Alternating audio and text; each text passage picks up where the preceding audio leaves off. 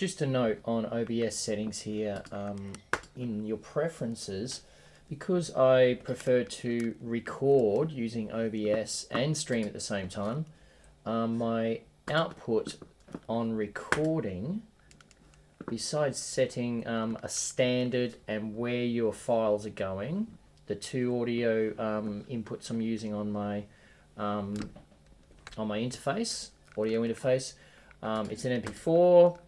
I'm doing the H.264 encoder because I just find that to be much more friendly for YouTube, things like that as well. So, and I always rescale my output to 1920 by 1080.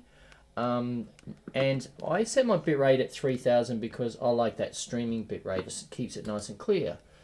But when you are streaming, remember that you know, depending on your custom bitrate, variable bitrate, if you're setting this, depending on how high you guys are setting these, your file, so when you set it 3000 bytes per second, you're going to kilobytes per second, you're going to find that your 1 hour's worth of recording is going to be about 16 gig.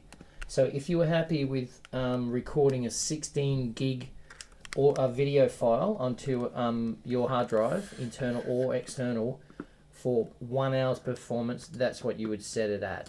I get really good results for that, and I've got lots of hard drive. But just be mindful that this bitrate here will determine the size of your video file that you have recorded on your hard drive. So there you go, just a tip.